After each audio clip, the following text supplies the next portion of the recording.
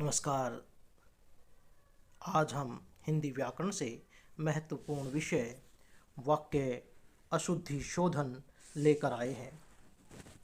वाक्य अशुद्धि शोधन वाक्य भाषा की बहुत ही महत्वपूर्ण इकाई है। अतः वाक्य को बोलते लिखते समय उसकी शुद्धता और स्पष्टता और सार्थकता का ध्यान रखना आवश्यक है। यदि वाक्य में किसी तरह की अशुद्धि होती है तो वो आपके बोले गए वाक्य का अर्थ ही बदल जाता है।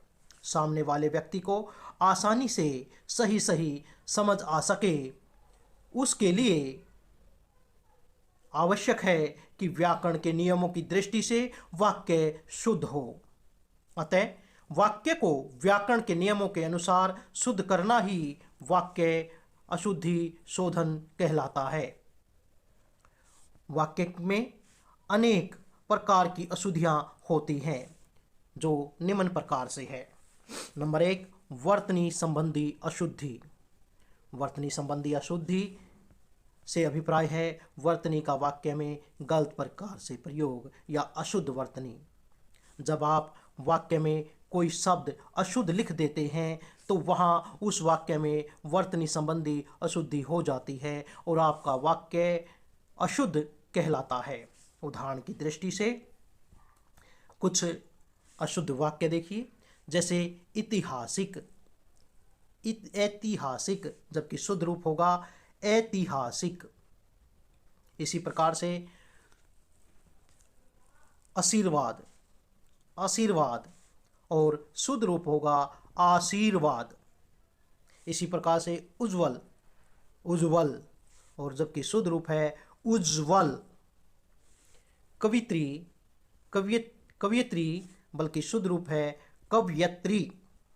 इस प्रकार से वाक्य में सही शब्द का प्रयोग होना बहुत आवश्यक है। दूसरा है शब्द अर्थ प्रयोग की अशुद्धि।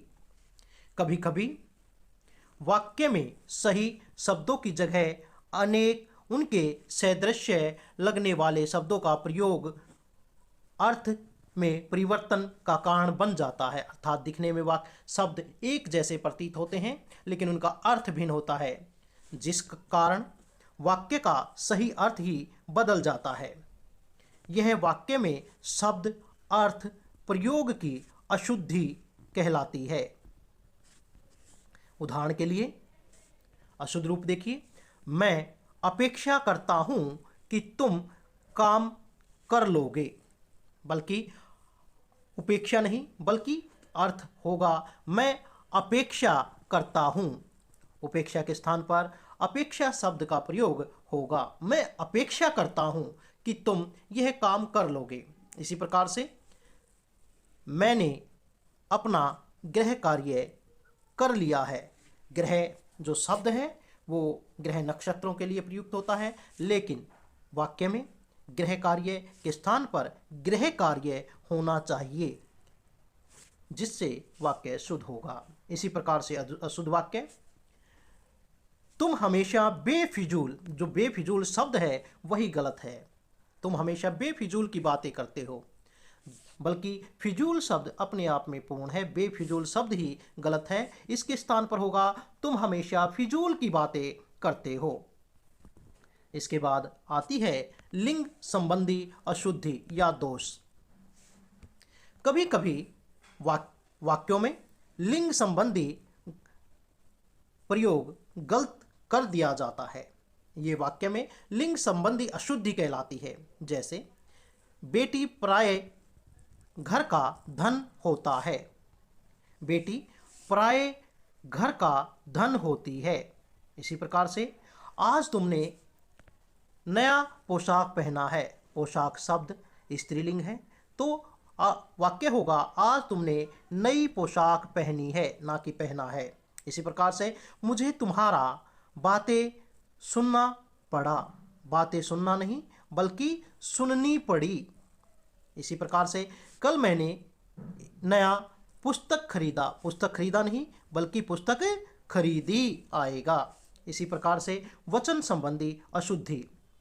कभी कभी देखा गया है कि वाक्यों में वचन संबंधी अशुद्धि का प्रयोग भी पाया जाता है। इन्हें वाक्य में वचन संबंधी अशुद्धि कहा जाता है। उदाहरण के तौर पर भारत में अनेकों राज्य हैं। अब जो अनेकों शब्द है वो गलत है, अशुद्ध है, क्योंकि जो अनेक शब्द है वो अपने आप में ही बहुवचन है। अतः यहाँ पर वचन संबंधी अशुद्धता हुई। तो वाक्य होगा भारत में अनेक राज्य हैं। इसी प्रकार से प्रत्येक वृक्ष फल नहीं देते, बल्कि वाक्य होगा प्रत्येक वृक्ष फल नहीं देता। यहाँ पर जो देते शब्द है वो अशुद्ध प्रयोग किया गया है। तो वाक्य होगा प्रत्येक वृक्ष फल नहीं देता, अर्थात वृक्ष के लिए एक वचन है लेकिन ऊपर वाले में बहुवचन का प्रयोग किया गया है। इसी प्रकार से इस समय 4 बजा है, बजा है नहीं, बजे हैं। इसी प्रकार से मैं तो आपका दर्शन करने आया हूँ, बल्कि वाक्य होगा मैं तो आपके दर्शन करने आया हूँ। आपका दर्शन नहीं, आपके दर्शन करने आया हूँ। आगे है पद कर्म संबंधी अशुद्धि। पद कर्म आप जानते हैं, वाक्य में आए शब्दों को पद कहते हैं। उनका जो कर्म है वह सही प्रकार से प्रयुक्त न होने पर जो अशुद्धि पाई जाती है उसे पद कर्म संबंधी अशुद्धि कहा जाता है, जिससे अर्थ स्पष्ट नहीं हो पाता। उदाहरण देखिए, जाता वह बाजार है, वाक्य है, बल्कि वाक्य होगा पदक्रम सही रूप में नहीं आए हुए, जिस कारण से वाक्य पूर्ण अर्थ नहीं देता, अर्थ सही नहीं है, बल्कि वाक्य होगा वह बाजार जाता है। यद्यपि दोनों वाक्यों में सभी शब्द समान हैं, किंतु पहले वाक्य में सही पदक्रम की कमी है, जबकि दूसरा वाक्य उचित पदक्रम के अनुसार है। इसी प्रकार से शहीदों का देश सदा आभारी रहेगा। शहीदों का देश नहीं, बल्कि वाक्य होना चाहिए देश शहीदों का सदा आभारी रहेगा। शहीदों का देश नहीं, बल्कि देश शहीदों का। ध्यान रखें, वाक्य में पद कर्म की अशुद्धि के कारण अर्थ का अनर्थ हो जाता है। देश शहीदों का सदा आभारी रहेगा। अगला वाक्य देखिए, गाय का ताकतवर दूध होता है, बल्कि वाक्य शुद्ध होगा गाय का दूध ताकतवर होता है। इसी प्रकार से अपनी बात आपको मैं बताता हूं, वाक्य शुद्ध होगा मैं आपको अपनी बात बताता हूं। अपनी बात आपको नहीं, बल्कि मैं आपको अपनी बात बताता हूं। इसी प्रकार से ध्यानपूर्वक विद्यार्थियों को पढ़ाई करनी चाहिए, बल्कि शुद्ध वाक्य है विद्यार्थियों को ध्यानपूर्वक पढ़ाई करनी चाहिए। इसके बाद पुनरावृत्ति की अशुद्धि या पुनरुक्ति संबंधी दोष। एक ही वाक्य में जब एक ही अर्थ या भाव प्रकट करने वाले दो शब्दों का प्रयोग एक साथ कर दिया जाता है तो वाक्य अशुद्ध हो जाता है। जैसे वह बहुत जल्दी वापस लौट आया, वाक्य होगा वह बहुत जल्दी लौट आया। अब वापस भी और लौटना भी दोनों एक जैसे शब्द हैं, लेकिन दोनों की आवश्यकता नहीं है। वह बहुत जल्दी लौट आया पर्याप्त है। इसी प्रकार से जयपुर में कई दर्शनीय स्थल देखने योग्य हैं। अब देखिए यहाँ पर दर्शनीय शब्द भी देखने के लिए ही प्रयुक्त होता है और देखने योग्य भी, तो इनके स्थान पर दर्शनीय शब्द से ही काम चल जाएगा। अर्थ है वाक्य हो जाएगा जयपुर में कई दर्शनीय स्थल हैं। इसी प्रकार से कृपा आप मेरे घर आने की कृपा करें। अब देखिए कृपा पहले भी आ गया, बाद में भी आ गया, तो इसकी आवश्यकता नहीं है, तो वाक्य शुद्ध होगा आप मेरे घर आने की कृपा करें। इसी प्रकार से प्रधानमंत्री जनता के हितकर कल्याण के लिए कार्य कर रहे हैं। हितकर होता है भले के लिए, कल्याण का अर्थ भी होता है कल्याण या भले के लिए। अतः वाक्य शुद्ध होगा, प्रधानमंत्री जनता के कल्याण के लिए कार्य कर रहे हैं। एक ही शब्द की पर्याप्त है। अगला है विराम चिन्ह संबंधी अशुद्धियां। कभी कभी वाक्य में विराम चिन्ह संबंधी अशुद्धियां भी होती हैं, जिसके कारण वाक्य को समझने में बहुत अधिक कठिनाइयां होती हैं। ये वाक्य की विराम संबंधी अशुद्धियां कहलाती हैं। उदाहरण के लिए, गुरुदेव, यह तो सरासर अन्याय है, बल्कि गुरुदेव के से पहले विराम चिन्ह का प्रयोग किया जाएगा। कौन सा? संबोधात्मक चिन्ह। गुरुदेव, यह तो सरासर अन्याय है। इसी प्रकार से धीरे धीरे, ध्यान से चलो, बल्कि धीरे धीरे में योजक चिन्ह का प्रयोग आवश्यक है, जिससे कि दोनों वाक्यों को सही तरह से पढ़ा जा सके। आगे देखिए, वह काव्य संग्रह जिसे मैंने लिखा है वह छप रहा है, बल्कि वाक्य शुद्ध होगा, वह काव्य संग्रह में अल्पविराम जिससे मैंने लिखा है, यहाँ पर अपूर्ण विराम, वह छप रहा है। इसी प्रकार से वह पुस्तक आपको कहाँ मिली, यह पुस्तक आपको कहाँ मिली, यह पुस्तक आपको कहाँ मिली के बाद प्रश्नवाचक चिन्ह का भी प्रयोग होना है। आगे है संज्ञा संबंधी अशुद्धियां। कई बार संज्ञा पद का प्रयोग प्राय दो प्रकार की अशुद्धियां पाई जाती हैं, गलत प्रयोग होता है। पहले में अनावश्यक संज्ञा पदबंधों का प्रयोग, दूसरा अनुप्रयुक्त संज्ञा पदों का प्रयोग। अनुपयुक्त तथा जिसकी उपयुक्तता नहीं है। पहले हम करेंगे अनावश्यक संज्ञा संबंधी पदों का प्रयोग। ऐसे संज्ञा पद जिनकी आवश्यकता न हो पर उनका प्रयोग किया जाए तो वहां अनावश्यक संज्ञा पदों की अशुद्धता पाई जाती है। जैसे, मैं मंगलवार के दिन व्रत रखता हूं। अब यहां पर दिन रखने की आवश्यकता नहीं, मैं मंगलवार को व्रत रखता हूं, तो यहां पर दिन की आवश्यकता नहीं है। अब देखिए दूसरा वाक्य, अब विंध्याचल पर्वत हरा भरा हो गया है, तो यहां पर पर्वत लिखने की आवश्यकता ही नहीं है कि विंध्याचल आप सभी प्रकार से परिचित है कि वह पर्वत ही है, अतः अब विंध्याचल हरा भरा हो गया है। आगे देखिए, उत्साह नामक शीर्षक निबंध अच्छा है। जब हमने उत्साह लिखा और शीर्षक लिखा तो नामक लिखने की आवश्यकता नहीं है। उत्साह शीर्षक निबंध अच्छा है ही पर्याप्त है। इसी प्रकार से राजा अपनी ताकत के बल पर जीत गया, बल्कि शुद्ध होगा, राजा अपने बल पर जीत गया। प्रातःकाल के समय घूमना चाहिए, ये समय की आवश्यकता नहीं, प्रातःकाल घूमना चाहिए। समाज में अराजकता की समस्या बढ़ रही है। समाज में अराजकता बढ़ रही है, अराजकता में समस्या अपने आप इंक्लूड है, जुड़ी हुई है। अगला है अनुपयुक्त संज्ञा पदों का प्रयोग। ऐसे संज्ञा पदों का प्रयोग जो उस वाक्य के लिए अनुपयुक्त अर्थात गलत हों का प्रयोग के कारण वाक्य में अनुपयुक्त संज्ञा पदों की अशुद्धि हो जाती है। उदाहरण के लिए, गले में गुलामी की बेड़ियां पड़ी रही,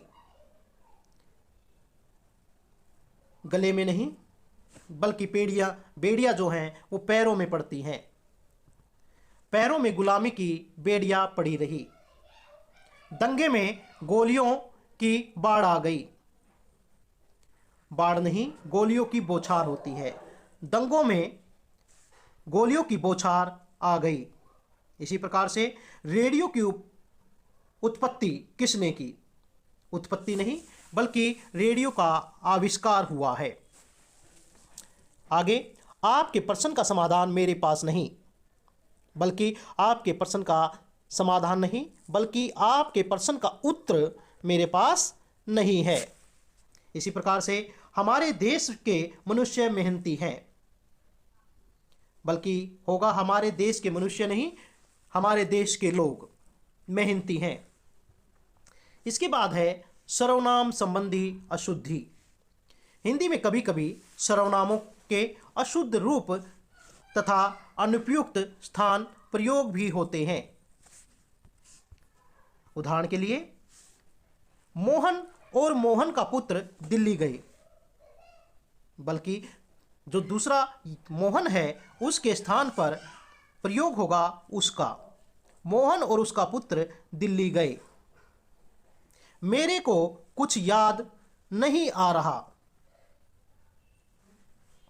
मेरे को नहीं बल्कि मुझे कुछ याद नहीं आ रहा होगा।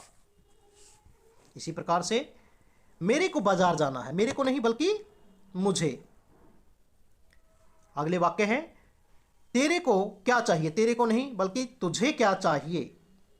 दूध में कौन गिर गया, कौन नहीं बल्कि दूध में क्या गिर गया। तुम तो तुम्हारा काम करो, तुम तो अपना काम करो। इसके बाद विशेषण संबंधी अशुद्धि। विशेषण का प्रयोग विशेष्य, संज्ञा, सर्वनाम के लिंग और वचन के अनुसार किया जाता है। वाक्य में कई बार अनावश्यक, अनियमित व अनुपयुक्त विशेषण का प्रयोग कर दिया जाता है तो वाक्य में अशुद्धि आ जाती है। जैसे घातक विष, सुंदर शोभा, बुरी कुवृष्टि। अब यहां पर घातक विष लिखने की आवश्यकता नहीं, विष अपने आप में घातक ही होता है। सुंदर शोभा का अर्थ होता है सुंदरता ही, तो उसमें सुंदर शब्द की आवश्यकता नहीं है। बुरी कुवृष्टि, जब कुवृष्टि ही है तो वह अच्छी बुरी से कोई फर्क नहीं पड़ता। इसी प्रकार से धोबी ने अच्छी चादरें धोई। जब चादरें अच्छी थी तो धोने की आवश्यकता क्या थी। धोबी ने चादरें अच्छी धोई होगा। जो विशेषण है वह गलत प्रयोग था, तो चादरें अच्छी धोई होना चाहिए। इसी प्रकार से सब, यह सबसे सुंदरतम साड़ी है, तो सबसे शब्द का प्रयोग जो आवश्यक नहीं है, यह सुंदरतम साड़ी है। आज उसके गुप्त रहस्य का राज खुला। जो रहस्य है तो उसके साथ गुप्त की आवश्यकता ही नहीं, रहस्य अपने आप में गुप्त ही होता है। तो वाक्य होगा, आज उसके रहस्य का राज खुला। उसकी आजकल दयनीय दुर्दशा है। शुद्ध वाक्य, उसकी आजकल दयनीय हालत है, दुर्दशा नहीं हालत। वह डाल महीना है, बल्कि वह डाल पतला है या पतली है। महीन नहीं बल्कि डाल पतली या मोटी होती है, तो यह डाल या वह डाल पतली है। क्रिया संबंधी अशुद्धि। वाक्य में क्रिया का प्रयोग कर्ता के लिंग एवं वचन के अनुसार किया जाता है, अन्यथा वाक्य अशुद्ध समझा जाता है। इस अशुद्धि को वाक्य की क्रिया संबंधी अशुद्धि कहा जाता है। उदाहरण के लिए, राम और सीता वन गई, बल्कि खाली सीता वन नहीं गई बल्कि राम और सीता वन गए। इसी प्रकार से उनकी बातें सुनते सुनते कान पक गए। पक गया, गया एक वचन है और कान बहुवचन होते हैं। उनकी बातें सुनते सुनते कान पक गए। इसी प्रकार से मेरी बहन दिल्ली से वापस आया है। अब बहन स्त्रीलिंग है और आया शब्द पुल्लिंग है, तो बहन के लिए आई क्रिया का प्रयोग होगा। मेरी बहन दिल्ली से वापस आई है। अनावश्यक क्रियापद का प्रयोग। यहां अशोभनीय वातावरण उपस्थित है। यहां पर उपस्थित शब्द अनावश्यक क्रिया के रूप में आया है। यहां अशोभनीय वातावरण है। इसी प्रकार से अब और अस्पष्टीकरण करने की आवश्यकता नहीं है, जबकि शुद्ध होगा, अब और स्पष्टीकरण की आवश्यकता नहीं है। जो करने की है उसकी आवश्यकता नहीं है। आवश्यक क्रिया पद का प्रयोग न होना। जैसे वह सिलाई और अंग्रेजी पढ़ती है, यहाँ पर क्रिया का सही प्रयोग नहीं है। वह सिलाई सीखती है और अंग्रेजी पढ़ती है, दोनों ही अलग अलग वाक्य हैं। एक में जबरदस्ती शामिल करने की चेष्टा है, जिस कारण से वाक्य अशुद्ध हो गया। वह तो खाना और चाय पीकर सो गया। अब खाना खाया जाता है और चाय पी जाती है, शुद्ध वाक्य होगा वह तो खाना खाकर और चाय पीकर सो गया। अनुपयुक्त क्रियापद। खबर सुनकर मैं विस्मय हो गया। खबर सुनकर मैं विस्मित, विस्मय नहीं बल्कि विस्मित हो गया। दूसरा वाक्य देखिए, मैं माता पिता को खाना डालकर या देकर आई। यहाँ पर दोनों ही गलत हैं। खाना जानवरों के सामने डाला जाता है और देना शब्द भी गलत है, बल्कि शुद्ध वाक्य होगा मैं माताजी को खाना परोस आई। हिंदी में कुछ विशेष संज्ञाओं के लिए विशेष क्रियाओं का ही प्रयोग किया जाता है। जैसे दान दिया नहीं, दान किया। प्रतीक्षा देखना नहीं बल्कि प्रतीक्षा करना। इसी प्रकार से प्रयोग करना, प्रयोग होना नहीं बल्कि प्रयोग करना। प्रश्न पूछना के स्थान पर प्रश्न करना। स्थानीय बोलियों के प्रयोग में भी वाक्य अशुद्ध हो जाता है। जैसे वह खाना खावेगा, बल्कि खावेगा नहीं बल्कि खाएगा। हम सामान्यतः क्षेत्रीय भाषा में आम बोलचाल के शब्दों में इन शब्दों का प्रयोग करते हैं और सामान्यतः धड़ल्ले से इनका प्रयोग पाया जाता है, जो वाक्य संबंधी भाषा लिखने में अशुद्ध माना जाता है। उसने जैसी करी है मैं नहीं कर सकता, बल्कि वाक्य होगा उसने जैसा किया है मैं नहीं कर सकता। इसके बाद है क्रिया विशेषण संबंधी अशुद्धि। जैसे विद्यालय में के दाएं बड़ा सा मैदान है। दाएं नहीं बल्कि विद्यालय के दाईं ओर, दाएं नहीं दाईं ओर आएगा क्रिया विशेषण। दाईं ओर बड़ा सा मैदान है। इसी प्रकार से भिखारी को थोड़ा चावल दे दो। थोड़ा नहीं बल्कि थोड़े, क्योंकि चावल बहुत सारे होते हैं और थोड़ा सा चावल में किसी का कुछ नहीं होता है। चावल एक साथ बहुत सारे आते हैं, तो भिखारी को थोड़े से या थोड़े चावल दे दो। इसी प्रकार से राम दिनों दिन मेहनत करता है, तो वाक्य होगा राम दिनों दिन मेहनत करता है। वाक्य अपने आप में ठीक है, दिनों दिन दोनों ही रूप में आता है। जैसा बोओगे उसी तरह काटोगे, जबकि लोकोक्ति है जैसा बोओगे वैसा काटोगे। पुस्तक विद्वतापूर्ण लिखी गई है, तो पूर्ण नहीं बल्कि पूर्वक, विद्वतापूर्वक लिखी गई। कारक संबंधी अशुद्धि। वाक्यों में कारक संबंधी अशुद्धि पाई जाती है, जिसे कारक संबंधी अशुद्धि कहा जाता है, अर्थात कारक का गलत प्रकार से प्रयोग। सबसे पहले कर्ता जो कारक होते हैं वे 8 होते हैं। एक एक पर हम विचार करेंगे। कर्ता कारक संबंधी अशुद्धि। भूतकाल में सकर्मक क्रिया होने पर ने चिन्ह का प्रयोग किया जाता है। जैसे मैं सारी पुस्तक पढ़ डाली, बल्कि मैंने सारी पुस्तक पढ़ डाली। भूतकाल में ने का प्रयोग आवश्यक है। दूसरा है कर्म कारक संबंधी अशुद्धि। जब कर्म कारक का सही प्रकार से प्रयोग नहीं होता तो वहां पर कर्म कारक संबंधी दोष आ जाता है। जैसे वह लड़का पीटता है, पीटता है, वह लड़का पीटता है नहीं, वह लड़के को पीटता है। इसी प्रकार से मैं शीतल जल को पी रहा हूं, बल्कि मैं शीतल जल पी रहा हूं को का अनावश्यक प्रयोग है।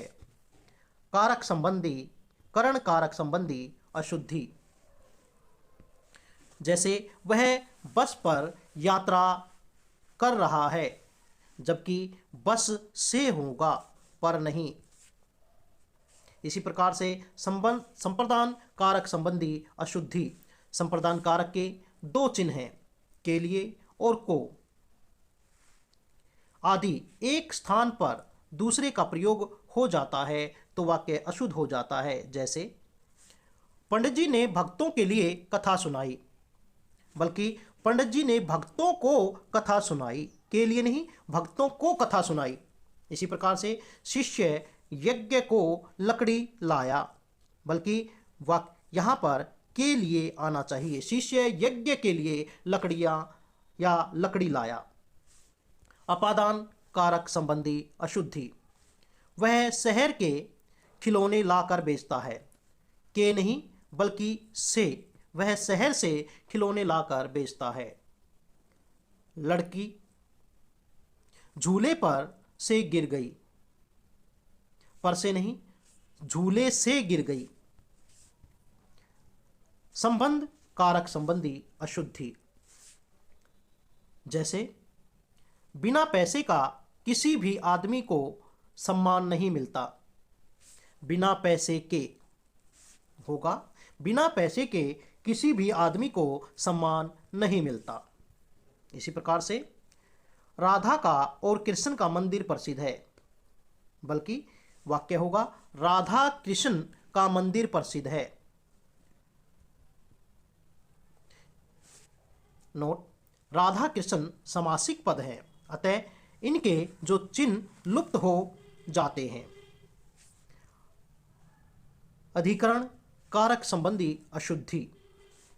जैसे आज बजट के ऊपर बहस होगी, बजट के ऊपर नहीं, बजट पर, आज बजट पर बहस होगी।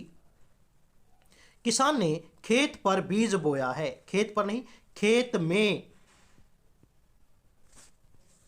इसी प्रकार से घर पर सब कुशल है, घर पर नहीं, घर में सब कुशल हैं आदि। इस प्रकार से आप वाक्य शोधन करें और वाक्यों को ध्यानपूर्वक देखें, सुनें, समझें, लिखें और अन्य वाक्यों को भी शुद्ध करने का प्रयास करें। अभ्यास जितना आप करेंगे उतना आप सफल होंगे।